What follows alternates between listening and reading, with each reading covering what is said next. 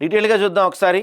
నిన్న ఈ cabinet మీటింగే highlight అనమాట. క్యాబినెట్ భేటీ మొట్టమొదటిసారి చరిత్రలో మేడారంలో జరిగింది. సమ్మక్క సార జాతర, మేడారం జాతర 28 నుంచి స్టార్ట్ కాబోతుంది. ఆల్రెడీ స్టార్ట్ అయింది అనుకోండి, 28 నుంచి అసలు ఘట్టం.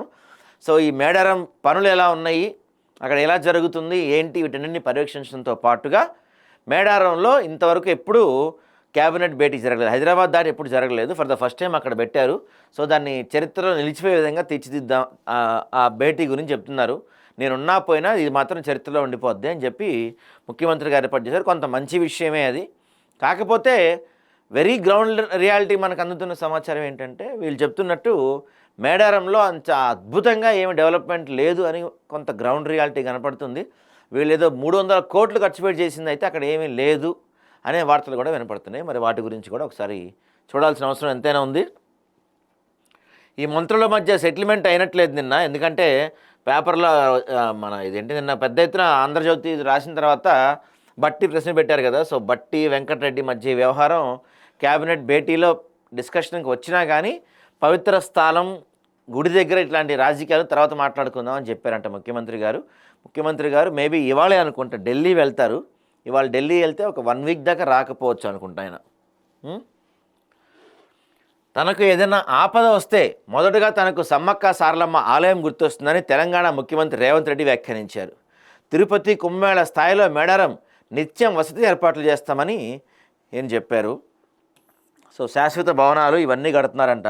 సో ఫస్ట్ నిన్న ముఖ్యమంత్రి గారు 3 సమావేశాల్లో పాల్గొన్నారండి. 3 సమావేశాలు కూడా కొంత హైలైట్గా కొంత ఇంట్రెస్టింగ్గా జరిగినాయి. ఒక్కొక్కటిగా చూద్దాం మనం. ముందు ఈ సిపిఐ సభ గురించి మాట్లాడదాం.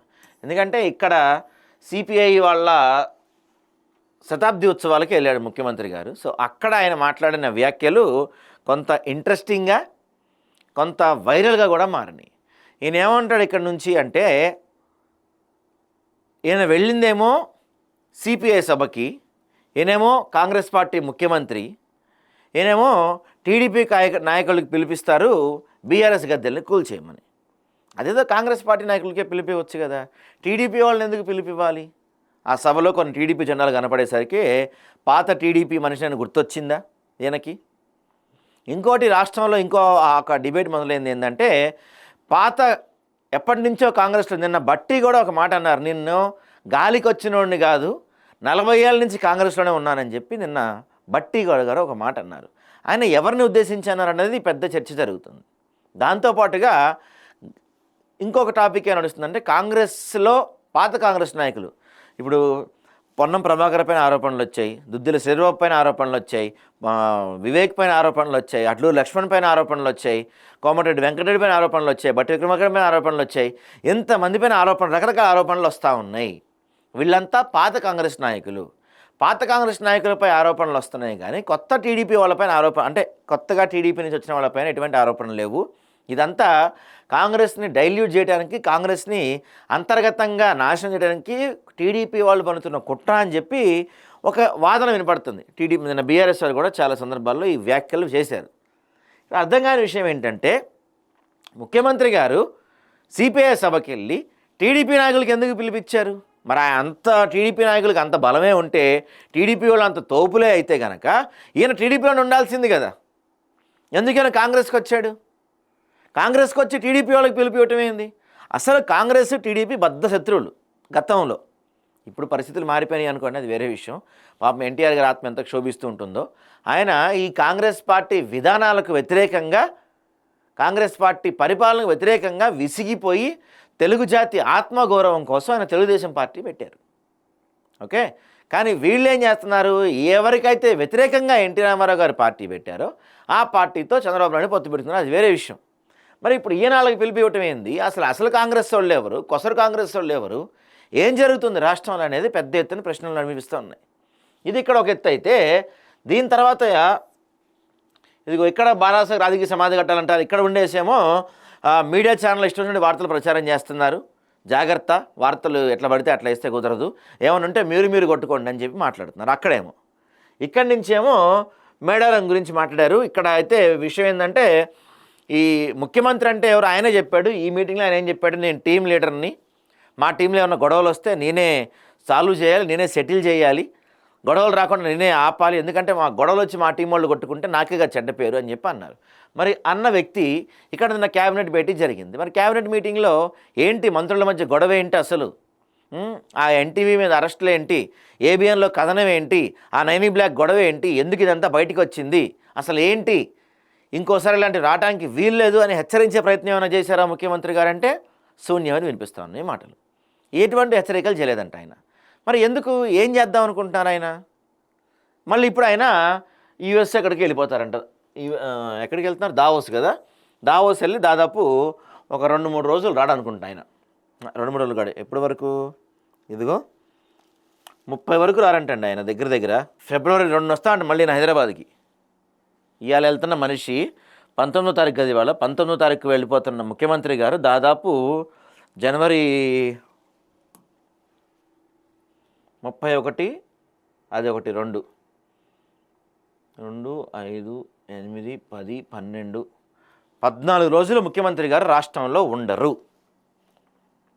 సో 14 రోజులు ముఖ్యమంత్రి గారు రాష్ట్రంలో ఉండరు. ఈలోపు ఇక్కడ ఏం జరిగిద్దో ఎవరికి తెలియదు. ఏదో చదువుకోవడానికి వెళ్తున్నారంట అక్కడికి. సో అక్కడికి వెళ్ళి ఈయన అప్పుడు వస్తారంట, 14 రోజుల తర్వాత వస్తారు ఈయన. ఇదిగో దావోస్ వెళ్తారు ఇవాళ. ఇక్కడ 4 రోజులు దావోస్లో ఉంటారు. దావోస్ నుంచి అమెరికాకి వెళ్తారు. Harvard Kennedy school executive education నిర్వహిస్తున్న వారం రోజుల కోర్సుకు సంబంధించి ఈ నెల 25 నుంచి 30 వరకు జరిగే క్లాసులకు విద్యార్థిగా రేవంత్ రెడ్డి హాజరుగానున్నారు. కోర్సు ముగిసిన అనంతరం హార్వర్డ్ యూనివర్సిటీ అందజేసే సర్టిఫికేట్ తీసుకొని అమెరికా నుంచి తిరుగు ప్రయాణం అవుతారు. ఫిబ్రవరి 2న హైదరాబాద్కు చేరుకుంటారు. అయితే హార్వర్డ్ కెనడీ స్కూల్ నిర్వహిస్తున్న ఈ వారం రోజుల కోర్సు అనుభవజ్ఞులైన నాయకుల కోసం రూపొందించిన ప్రత్యేక శిక్షణ కార్యక్రమం. క్లిష్టమైన పరిస్థితుల్లో నాయకత్వం ఎలా ఉండాలి, అనిశ్చిత పరిస్థితుల్లో మార్పులు మీద ఎలా ఎదుర్కోవాలి, అధికారంతో కాకుండా ప్రభావంతో ఎలా నడిపించాలి అనే అంశాలు ఈ కోర్సులో ఉంటాయంట.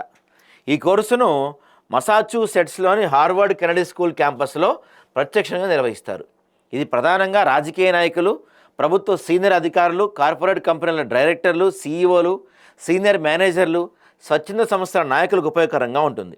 ఈ కోర్సులో పాల్గొనే వారికి నాయకత్వం అంటే ఏంటి, ఆచరణ, సంఘర్షణలు సానుకూలంగా ఎలా మలుచుకోవాలి, ప్రజలను మార్పు వైపును ఎలా ప్రేరేపించాలి వంటి అంశాలను బోధిస్తారు. వ్యక్తిగత నాయకత్వ శైలిపై లోతైన విశ్లేషణ ఉంటుంది. బోధనా విధానం, case studies, group discussions, real life లీడర్షిప్లో ఎదురయ్యే సమస్యలపై చర్చ, స్వీయ ఆత్మ పరిశీలన ఉంటుందంట. భారతదేశం నుంచి ఈ తరహా కోర్సుకు ప్రత్యక్షంగా హాజరై అభ్యసించనున్న తొలి సీఎం రేవంతే కావటం గమనార్హం అంట. మరి కొంతమంది అంటుంటారు కదా దీనికి ఇంగ్లీష్ రాదే, మరి ఇప్పుడు అక్కడ హార్వర్డ్లో అంతా ఇంగ్లీషే ఉంటుంది, మరి నా గ్రూప్ డిస్కషన్స్ వాటిలో ఎట్లా పాల్పంచుకుంటారు అనేది కూడా కొంతమంది మాట్లాడుతున్నారు. మరి ఇదిగో కాంగ్రెస్ కొట్లాట, సీఎం టీడీపీ పాట, అన్ని వేళ్ళు ముఖ్యనేత పైనే. తెలంగాణ కాంగ్రెస్ రాజకీయాలు చివరికి బజారున పడ్డాయి. పరిపాలన గాలికి వదిలి ప్రచ్ఛన్న యుద్ధాల్లో కొట్టుకుంటున్న మంత్రుల మధ్య ఇదే అదునుగా ముఖ్యనేత పెట్టిన మంటలు ఆఖరికి అసలు కాంగ్రెస్ని దహిస్తున్నాయి. మొన్న కొండా సురేఖ, నిన్న కోమటిరెడ్డి వెంకటరెడ్డి, నేడు బట్టి విక్రమార్క ఒకరి వెనుక ఒకరిని టార్గెట్ చేసి మరి రచ్చకీడుస్తున్నారు. ఉత్తర తెలంగాణకు చెందిన మరో బీసీ మంత్రి రోడ్డును పడకుండా ప్రస్తుతానికి తప్పించుకున్నాడు. ఎవరికి మన పొన్నమే కదా. మంత్రులపై బురద జల్లడాలు, అనుకూల మీడియాతో అవినీతి ఆరోపణలు, అధికారుల వ్యక్తిత్వ హననాలు ఇప్పుడు తెలంగాణలో నడుస్తున్నవి ఇవే. జూబ్లీహిల్స్ ఉప ఎన్నిక అనంతరం పాత కాపుల మీద ఒక వర్గం మీడియా వ్యూహాత్మకంగా దాడులు చేస్తుంది. ఇదేదో చెప్పకుండా చేస్తున్న దాడి కాదు. ముఖ్యనేత అనే గౌరవం లేకుండా కొండా సురేఖ కూతురు దారుణంగా దూషించారు. ఒక రాష్ట్రానికి ఒకే ముఖ్యనేత ఉంటారనే వాస్తవాన్ని విస్మరించి మీరంతా ఆడుతున్నారు. ఇక ఆయనకు ఆవేశం కట్టలు తెచ్చుకుంది. ఇక ఒక్కొక్క మంత్రి సంగతి చూస్తా అన్నారు. అక్టోబర్ చివరి వారం ఎల్లో మీడియా చిలక పలుకులు పలిగింది. దాంట్లో భాగంగానే ఒక వర్గం మీడియా అసలు కాంగ్రెస్ మంత్రులపై రుచిపడుతుందని, వ్యక్తిత్వ హననానికి పాల్పడుతుందని కాంగ్రెస్ శ్రేణులు చర్చ నడుస్తూ ఉంది. ఇందాక నేను చెప్పినట్టుగా ఒక్కొక్కరు టార్గెట్ అవుతున్నారు కాంగ్రెస్ పాత నాయకులు. ఒకవైపు కుమ్ములాటలు, కీచులాటలతో కాంగ్రెస్ కకావికలం అవుతుంటే, మరోవైపు ఖమ్మం సభలో ముఖ్యమంత్రి రేవంత్ మాట్లాడిన తీరు కలకలం రేపుతుంది. ఆయన సభలో టీడీపీ జెండాలు కనిపించిన ఒక ఎత్తు అయితే, బీఆర్ఎస్ జెండాలు గద్దె కూల్చాలని, పార్టీని పాతిపెట్టాలని టీడీపీ శ్రేణులను, చంద్రబాబు అభిమానులను కాంగ్రెస్ సీఎం నేరుగా వేడుకోవటం మరో ఎత్తు. ఇదో పాయింట్. తెలంగాణలో ఇప్పుడు నీడల రాజకీయం నడుస్తుంది. పాత కాంగ్రెస్కు పాతరేచి పచ్చ కాంగ్రెస్కు ఊతం ఇవ్వటం, కుదరన్నాడు ఉన్న పార్టీని కుమ్ములాటతో కూల్చిపారేసి పాత పార్టీ జెండాను కొత్తగా భుజానికి ఎత్తుకోవటం రెండు మూతుల పాము రాజకీయం ఇది. కాండం తొలిచే పురుగు కాంగ్రెస్లోనే ఉన్నది అని నమస్తే తెలంగాణ స్టైల్లో వీళ్ళు ఒక ఆర్టికల్ రాశారు. ఇక్కడ ఎలా ఉంటుందంటే అండి, ఇప్పుడు గొడవ అవుతుంది కాంగ్రెస్ వాళ్ళకి. మీరు క్లియర్గా గమనించాల్సిన అంశం, తెలుసుకోవాల్సిన అంశం ఏంటంటే, ఎన్టీవీ జర్నలిస్టులను అరెస్ట్ చేసినప్పుడు అందరికన్నా ఎక్కువ రెస్పాండ్ అయింది వీళ్ళే. నా ఉద్దేశం ఈ బీఆర్ఎస్ వాళ్ళు. గతంలో మీడియా ఛానల్స్ని ఆక్రమించి పడేశారు. మీడియా ఛానల్స్ ఎంతెంత బండరాలు తీసుకెళ్ళి వేశారు. మీడియా ఛానల్స్ని బ్యాన్ చేసి పడేశారు. అప్పుడెప్పుడు మీకు గుర్తురాని జర్నలిజం విలువలు ఎన్టీవీ జర్నలిస్టులను అరెస్ట్ చేస్తే ఎందుకు వచ్చింది? అదొక పాయింట్. తర్వాత కొండా సురేఖ కూతురు చేసిన వ్యాఖ్యలపైన కావచ్చు, లేకపోతే ఈ కోమటిరెడ్డి వెంకటరెడ్డి పైన కావచ్చు, లేకపోతే నిన్న బట్టి విక్రమార్క పైన ఆంధ్రజ్యోతి రాసిన కథనం పైన కావచ్చు, వీటన్నిటిపైన అందరికన్నా ఎక్కువ స్పందిస్తుంది ఎవరు? బీఆర్ఎస్ వాళ్ళే. ఇక్కడ ఎలా ఉందంటే వాళ్ళు కొట్టుకుంటుంటే వీళ్ళకి ఏదో ఆనందంలాగా అనిపిస్తూ ఉంది ఇదంతా కూడా. సరే, నిజంగానే కాంగ్రెస్ పార్టీలో అంతర్గత విభేదాలు లేదా అంటే ఉన్నాయి. బీఆర్ఎస్లో లేవా? కవిత వెళ్ళిపోయింది పార్టీలోంచి, హరీష్ రావు రేపు మంప పార్టీలోంచి జంప్ అని చెప్పి సోషల్ మీడియాలో పెద్ద ఎత్తున వార్తలు కనపడతా ఉన్నాయి.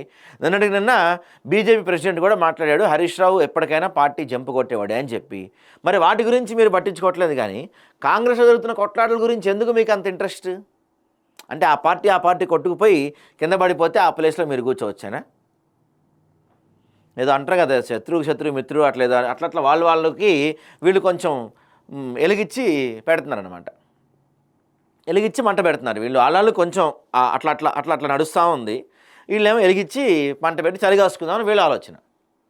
ఇక్కడ మీరు అర్థం చేసుకోవాలి, కాంగ్రెస్ నాయకులు అర్థం చేసుకోవాల్సిన విషయం ఏంటంటే, మీ కొట్లాటలు రచ్చకెక్కాయి. ఈ సెటిల్మెంట్లు, దందాలు ఇవన్నీ లేవా అంటే ఉన్నాయి. కాంగ్రెస్ పార్టీలో 100% నడుస్తూ ఉన్నాయి. కాకపోతే 4 గోడల మధ్య జరగాల్సిన వ్యవహారం అది. 4 గోడల మధ్య జరగాల్సిన కథ అది. ఇప్పుడు ఈ నైనీ బ్లాక్ వ్యవహారం కానీ, గతంలో కొండా సురేఖ వ్యవహారం కానీ, మొన్న పొన్నం ప్రభాకర్ వ్యవహారం కానీ, బట్టి విక్రమార్క వ్యవహారం కానీ, ఇవన్నీ మీరు ఒక రూమ్లో కూర్చొని తేల్చుకోవాల్సిన అంశాలు. రోడ్డుపైకి ఎక్కితే ఏమవుతుంది? అందరికీ మీరు చులకన అయిపోతున్నారు. ఇక్కడ ఓ పక్కన పాలన ఎప్పుడో గాలికి వదిలేశారు మీరు. పాలన గురించి మేము అసలు అడగట్లేదు మిమ్మల్ని, ఎలాగూ గాలికి వదిలేశారు. కనీసం మీరు మంత్రులు, కనీసం ఎమ్మెల్యేలకున్న క్రమశిక్షణ మీరు పాటించండి. నిన్నగాక మొన్న గెలిచిన ఎమ్మెల్యేలు కొట్టుకున్నట్టు మంత్రులు మీరు కొట్టుకుంటే ఎట్లా? ఇప్పుడు బట్టి విక్రమార్క గారు నిన్న అన్నారు, నేను నిన్నగాక మొన్న గాలికి వచ్చినోడిని కాదు అన్నారు. ఎవరిని అన్నట్టు ఆ మాట? ఆయన బట్టి విక్రమార్క గారు రేవంత్ రెడ్డి అన్నట్ట? ఎవరిని అన్నట్టు? మీ సంగతి తేలుస్తా, మీ కబ్జాల సంగతి తెలుస్తాను ఎవరిని అన్నట్టు ఆయన? కోమటిరెడ్డి గారు ఏమన్నా వీడియోలు తీసి బయటికి ఇచ్చేస్తున్నారు అని ఆయన, నా వీడియోనే కాదు రేవంత్ రెడ్డి వీడియోస్ కూడా వైరల్ చేశారని ఆయన మాట్లాడుతున్నారు. మీరు మంత్రులు, చాలా సీనియర్ మంత్రులు మీరు. ఒక టైంలో ముఖ్యమంత్రి హోదాలో మీరు ఉందాం అనుకున్న వాళ్ళు, సీఎం క్యాండిడేట్ రేసులో మీరు ఉన్నవాళ్ళు, మీరు ఇలా రోడ్లపైకి వచ్చి చిన్నపిల్లల్లాగా, చోటామోటా లీడర్లాగా మీలో మీరు కొట్టుకుంటా ఉంటే పార్టీ అందరికీ చులకనైపోతుంది. ప్రజా సమస్యలు గాలికి వదిలేశారు. మీ కొట్లాటలకు, మీ సెటిల్మెంట్లకి, మీ దందాలకి టైం సరిపోవట్లా, ఇంకేం పట్టించుకుంటారని ప్రజలందరూ కూడా మాట్లాడుకుంటున్నారు. మరి వీటిని సెటిల్ చేసేవాడెవడు? ముఖ్యమంత్రి గారేమో జంప్ ఇయ్యాలా, 14 రోజులు ఆయన మళ్ళీ రాష్ట్రంలో కనపడ్డు. మరి ఈలోపు ఇక్కడ రాష్ట్రం రావణ కాష్టం అయిపోతే, బట్టి విక్రమార్క వర్సెస్ ఏబిఎన్ వ్యవహారం ముదిరి పాకాన పడితే, కోమటిరెడ్డి వర్సెస్ ఎన్టీవీ వ్యవహారం ఎందూరం పోద్ది? సిట్ వేశారు, సిట్ పరిస్థితి ఏంటి? నిన్న రాధాకృష్ణ అంటాడు, ఆ సిట్ రేవంత్ రెడ్డి వేసిన సిట్ కాదు, అధికారులు వాళ్ళే సిట్ వేసుకున్నారు అన్నాడు ఆయన. నిన్న ఇది ఎక్కడ వినలేదే మేము ఎప్పుడు చరిత్రలో. ఇంకా నిన్న ఆయన మాట్లాడిన ఇంకొక అత్యంత కీలకమైన విషయం ఏంటంటే, ఒక మహిళా అధికారి సూసైడ్ చేసుకుందంట. దానికి ప్రూఫ్ ఉందా? మరి ఇప్పుడు సిట్ అధికారులు ఏబిఎన్ రాధాకృష్ణన్ కూడా విచారిస్తారు, ఆయన కూడా అరెస్ట్ చేస్తారా? ఎవరు ఆ మహిళా అధికారి, సూసైడ్ చేసుకున్న అధికారి ఎవరు? నీ దగ్గర ఏం ప్రూఫ్ ఉందని రాసావని వాళ్ళు కూడా అరెస్ట్ చేస్తారా? మరి వాళ్ళపైన కూడా పంపిస్తారా మీ పోలీసుల్ని? చెప్పండి. మరి దీనికి సమాధానం లేదు. మొత్తానికి ప్రజా సమస్యలు మొత్తం పక్కదారి పట్టేసి జనాలు కొట్టుకోవాలి, జనాలు కొట్టుకొని చావాలని చెప్పి ఒక పకడ్బందీ ప్లాన్ కనపడుతుంది. అంటే అది లీడర్లు కొట్టుకొని చావాలని చెప్పి ఒక ప్లాన్, ఒక మంచి డైవర్షన్ కనపడుతుందని కనిపిస్తూ ఉంది రాష్ట్రంలో.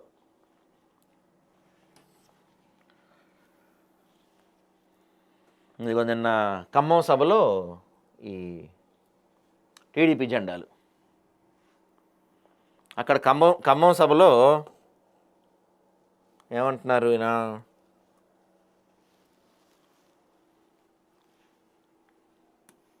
తెలంగాణలో ఆ పార్టీ లేకుండా చేశాడు, ప్రతిగా బీఆర్ఎస్ దిమ్మలు కూల్చండి, తెలంగాణలో ఉన్న ఎన్టీఆర్ అభిమానులు చంద్రబాబు అనుచరులకు ఇదే నా విజ్ఞప్తి, ఖమ్మంలో టీడీపీ శ్రేణులకు రేవంత్ పిలుపు, హింసను ప్రేరేపించేలా సీఎం వ్యాఖ్యలు.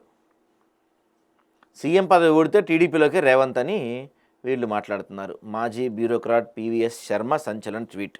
సో మంత్రులకి బాధ్యతలు అప్పగించారంట. సో నిన్న మేడారం వెళ్ళారు, సీఎం ఫ్యామిలీ కూడా వెళ్ళారంట. ఇక్కడ మేడారం దర్శించుకున్నారు. ఈ పాటికి రిటర్న్ అయిపోయినట్టున్నారు నాకు తెలిసి. ఈరోజు నిన్న మాట్లాడిన ఈరోజు జనవరి 18 విషాదకరమైన రోజు.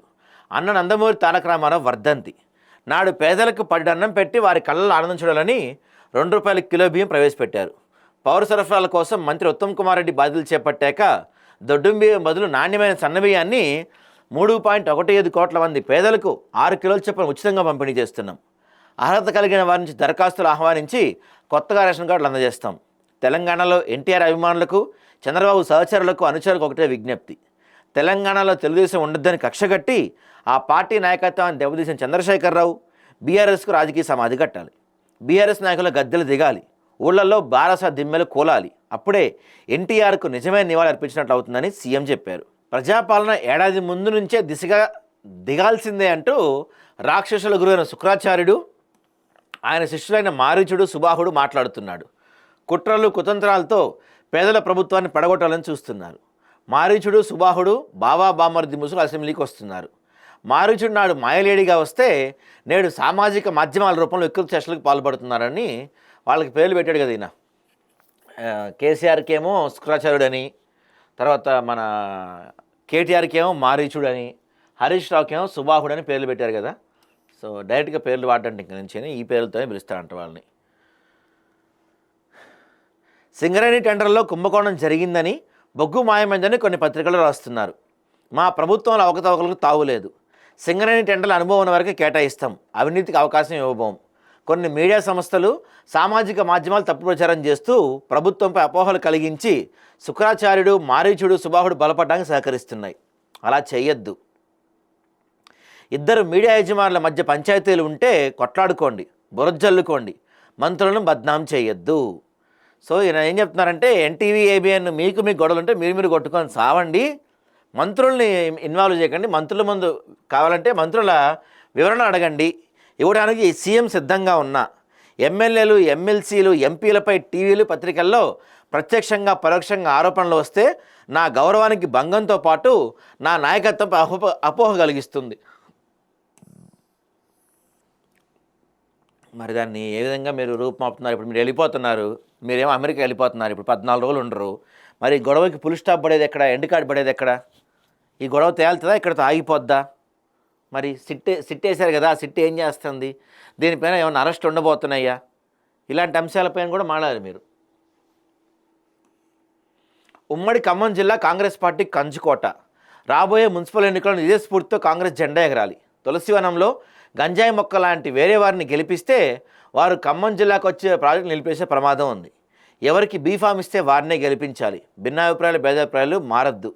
సంక్షేమ పథకాలు వీటి నుంచి మాట్లాడే ఇక్కడ విషయం ఏంటంటే, ముఖ్యమంత్రి గారు చేసిన ఇంకో చిన్న తప్పు ఏంటంటే, నిన్న ఈ మున్సిపల్ ఎన్నికల ప్రచారం లాంటి లైట్గా చేశారు. మహబూబ్నగర్, తర్వాత మహబూబాద్ అనుకుంటే ఎక్కడ చేశారు. దాని తర్వాత నిన్న ఖమ్మంలో చేశారు. ఈ ప్రాంతాల్లో ఆల్రెడీ కాంగ్రెస్ పార్టీ చాలా బలమైన ఓటు బ్యాంక్ కలిగి ఉంది. అక్కడికి మీరు ప్రత్యేకంగా వెళ్ళి ప్రచారం చేయవసరం లేదు.